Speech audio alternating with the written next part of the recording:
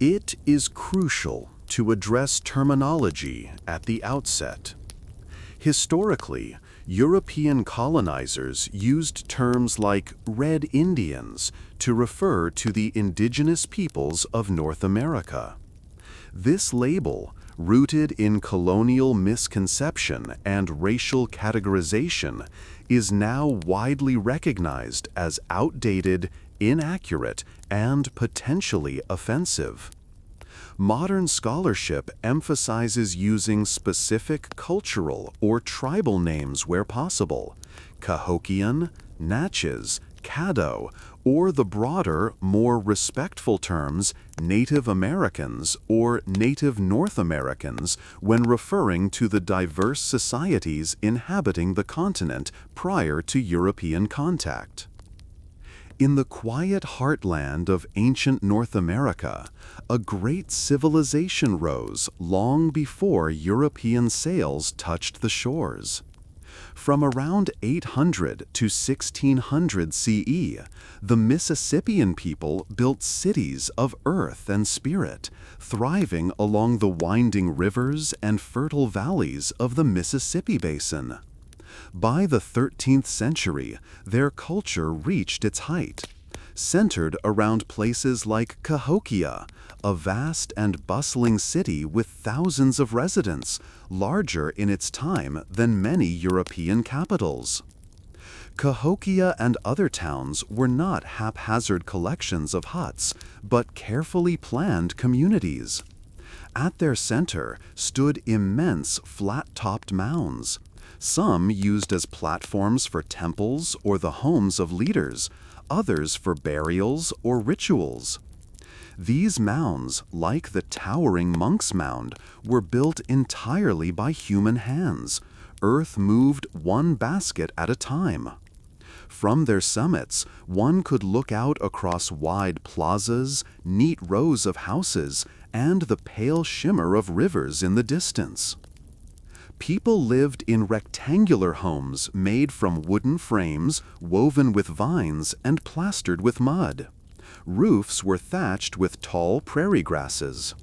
These homes were modest, typically single-roomed, with packed dirt floors and hearths glowing gently in the center. Families clustered their homes around shared spaces, forming tight-knit communities. They slept on mats or animal hides and stored their food in pits beneath the floors or in nearby granaries. Life was not lonely or scattered. It was communal, cooperative, deeply rooted. Clothing was practical but artful, woven from plant fibers in summer and from tanned hides in winter. Feathers, beads, and shells adorned the garments of both women and men.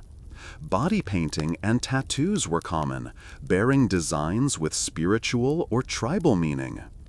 Each person had a role. Women gardened, cooked, and raised children. Men hunted, fished, and built. Elders passed on stories and wisdom. Artisans carved ritual objects from stone, fashioned jewelry from copper, and painted pottery with flowing, spiral motifs. Social life followed a clear order. Chiefs ruled from the mountaintops, often regarded as intermediaries between the physical and spiritual world. Below them were nobles, priests, and skilled workers. At the base were the farmers and laborers who fed and sustained the whole. Yet even the greatest chief depended on the cooperation of the people. Large communal projects like mound building or festival preparations were done together, accompanied by music, dance, and ceremony. Their cities were not only places of trade or shelter, they were spiritual centers where the earth met the sky. Mississippians moved across rivers and woodlands with ease. Dugout canoes, carved from tree trunks, glide down the waterways, bringing copper from the Great Lakes, seashells from the Gulf, obsidian from far-off mountains. These rivers were not just paths of commerce, they were sacred veins of the land, connecting communities across hundreds of miles. Trade brought new tools, ideas, and ceremonial customs, weaving a cultural tapestry that spanned the eastern half of the continent. Their world was steeped in meaning. They aligned their plazas and monuments with the stars and sun, tracking solstices and equinoxes, living in rhythm with the seasons. The universe to them was layered: the bright upper world of sun and sky spirits, the middle world of people and plants, and the mysterious underworld of water, ancestors, and shadowed power. The mounds may have symbolized this cosmic order, rising from the earth, reaching toward the heavens, rooted in memory. And through it all, their lives remained intimately tied to the land. They built with it, ate from it, and believed in it. Theirs was a civilization of balance, with nature, with one another, with the unseen. Though time would wear away their cities and forests would reclaim their fields, the mounds still stand, quiet monuments to a people who lived not simply, but wisely. A people who shaped the land as gently as it shaped them. In the world of the Mississippians, food was far more than sustenance. It was tradition, community, spirit, and survival. Eating was woven into every season, every festival, every family gathering. From the soft dawn light over a cornfield to the final embers of a shared fire, food shaped the rhythm of life.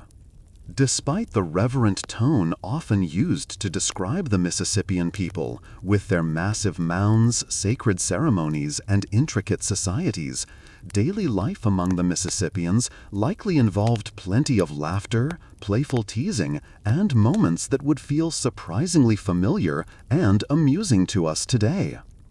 Imagine, for instance, the mischief of children running between the rows of maize, playing games that involved chasing each other with ears of corn, occasionally tripping over roots and turning the family garden into a miniature battlefield. Kids in every society have a tendency to make a mess of things, and it's unlikely Mississippian kids were much different. They probably turned ceremonial masks into playthings when adults weren't looking, or sneakily raided the family's stash of roasted nuts, blaming a sibling or perhaps the family dog. Even the solemn mound-building projects, impressive as they were, might have had their moments of absurdity. Picture a group of laborers hauling baskets of dirt up a 100-foot-high mound in the humid summer heat, only for one of them to trip, spill the entire load, and hear the groans from everyone behind them who now had to climb over the fresh pile.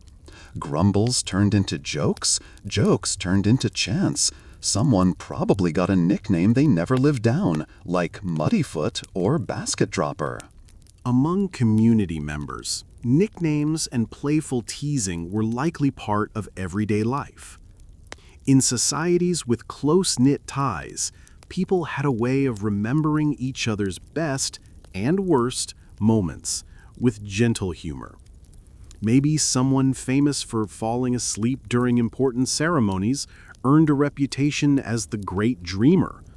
Perhaps the hunter who missed an easy shot became the butt of lighthearted tales told around fires for years. Food-related mishaps were surely common. A cook might try a new stew combination that turned out too bitter, too spicy, or too mysteriously crunchy. One bite in, and the entire extended family might erupt in side-eye glances, only to politely chew through the meal with clenched teeth, offering kind but clearly fake compliments like, "Ah, yes, very smoky." And let's not forget the younger siblings daring each other to eat the weirdest root they could find. Someone probably did, and someone probably regretted it immediately. There may have also been gentle rivalries between neighboring towns or clans. Picture one village boasting about the size of their mound. "Ours reaches the sky," while another counters with, "Well, ours has better acoustics for drums." During seasonal gatherings, you can imagine sports or physical games where the losing team had to bring firewood for the next feast, or, worse, wear some embarrassing ceremonial headgear as punishment. These traditions, like wearing a carved gourd hat or being the subject of the next public song, likely encouraged community bonds through shared embarrassment and laughter. Even spiritual life, while deeply respected, may have included humorous moments.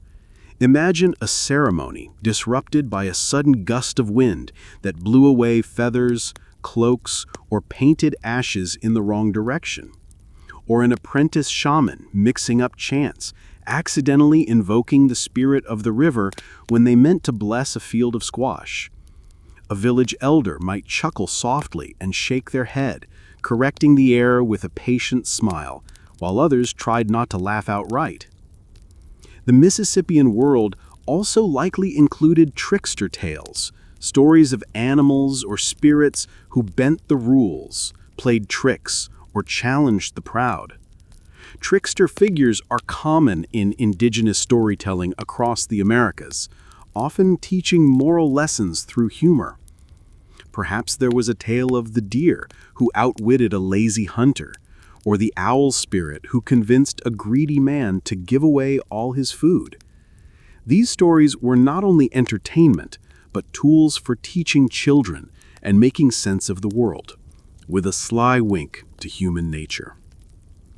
And in every generation, there was probably that one person known for their loud laugh, their awkward dancing, or their uncanny ability to fall into rivers while gathering reeds. They were loved anyway, maybe even more for it. So, while history often paints the Mississippians in tones of earth and gold, stoic builders of great cities, keepers of calendars, readers of stars, beneath that grandeur lived real people. People who spilled soup, told bad jokes, accidentally called their chief Mom, and fell asleep mid-ritual. Their laughter echoed across plazas. Their jokes found their way into family stories. Their humor, like their mounds, is still with us, just buried a little deeper beneath the soil. At the heart of the Mississippian diet was maize, corn. It was more than a crop. It was a gift, a symbol, a living spirit. Mississippians cultivated vast fields of maize, which they planted, tended, and harvested with care. Seeds were saved from the best ears each year, passed down through generations. The corn plant itself was sacred, often personified in myth and honored in ritual. Corn was eaten fresh when green, roasted over fires or boiled. It was also dried and stored for winter, then ground into meal for porridge, cakes, or thick stews. Alongside corn grew the rest of the three sisters, beans and squash. These three crops were grown together in mounds of earth, beans climbing the corn stalks, squash spreading across the ground to hold moisture and shade the soil. Beans added nitrogen to the earth, nourishing it for future harvests. Squash came in many forms: long gourds, round pumpkins, thick-rinded storage types. Their flesh was roasted or boiled, their seeds dried and eaten, their shells dried and used as bowls or containers. This trio, corn, beans, and squash, was the cornerstone of the Mississippian table. But it was far from the only food. The people also grew sunflowers for their seeds, sumpweed, amaranth, maygrass, and goosefoot, now largely forgotten crops that once fed thousands. Tubers and roots were dug from the earth, gathered and shared among families. Gardens were common near homes, with women tending plots that grew herbs, greens, and medicinal plants. Children helped gather wild berries, blackberries, elderberries, raspberries, and persimmons, sweet and tart in their seasons. Hickory nuts, walnuts, and acorns were collected in autumn, cracked open with stone hammers and sometimes leached to remove bitterness before being ground into flour or used in hearty soups. Fishing provided abundant protein. Rivers and streams near Mississippian towns were rich with fish: catfish, gar, drum, perch, and freshwater mussels. Nets woven from plant fibers were cast into the waters, and fish traps made from woven sticks were placed in shallow currents. Canoes glided silently at dawn as fishers speared their catch by firelight or moonlight, their reflections flickering on the surface. Hunting added meat to the diet. Deer were the most prized game, providing not only food, but hides for clothing and bone for tools. Men moved quietly through forests with bows and arrows, stalking deer, wild turkeys, and smaller animals like rabbits and squirrels. Bison may have been hunted on the edges of the Mississippian range. Every part of the animal was used. Meat was cooked fresh or dried into jerky, fat rendered into grease, organs eaten or used in ritual. Skins were tanned, bones sharpened, sinew twisted into string. Mississippian cooking was done over open fires or in earth ovens. Stones were heated and dropped into pits or clay vessels to boil stews. Clay pots were crafted for every purpose: cooking, storing, fermenting. Food preparation was usually done by women, who passed down techniques, recipes, and stories through generations. Meals were shared communally. There were no individual plates. People ate from shared bowls, using hands or wooden spoons. Eating was a social event, a time of storytelling, planning, laughing, remembering. Special foods were prepared for festivals: corn cakes flavored with berries or nuts, smoked fish wrapped in leaves, thick porridges sweetened with honey or sap. Ceremonial feasts marked the seasons, planting time. At these gatherings, clans and families came together. Music echoed, fires blazed, and the aroma of roasting meat and simmering broth carried through the trees. Mississippians also knew how to preserve their food. Corn was dried on platforms or woven into braids and hung in granaries. Meat was smoked or sun-dried. Nuts were stored in baskets or clay jars. Dried fish, pressed fruit, and powdered roots ensured survival through long winters or lean seasons. Food was security. A full granary was peace. Food held spiritual meaning. The act of planting was often accompanied by prayer. Offerings of first fruits or meat were made to spirits or ancestors.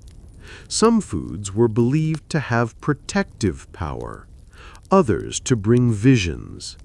The sharing of food was an act of balance between the people and the land, the living and the dead. Water, too, was part of the meal. Cool river water, sweet sap from trees, infusions made from herbs or flowers. In some places, Mississippians brewed mildly fermented drinks for ceremonies, though nothing like European alcohol. The focus was on health, connection, and ritual. Meals followed the rhythm of the day and the tasks of the season. A simple morning meal might include leftover stew or roasted squash. Midday food was often eaten quickly in the fields. Evening brought the main meal, eaten around the fire as stories unfolded and children drifted to sleep. During harvest time, meals were large and lively. During winter, they were smaller but nourishing, stretching what was stored. Eating was never rushed. It was thoughtful. It was thankful. Every bite carried the memory of work, of hands that planted and gathered, of rivers that gave and forests that sheltered. The Mississippians did not have markets as we know them today, but bartering and exchange were common. A surplus of dried fish could be traded for nuts, tools, or clay vessels. Women played a key role in these exchanges, bringing baskets of goods to gatherings where news, songs, and stories were traded also.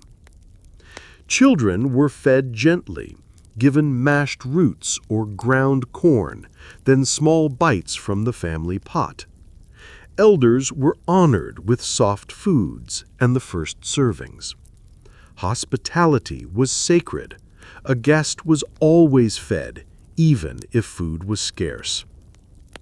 Sharing food was a moral act, a sign of character and kindness. There was no written cookbook.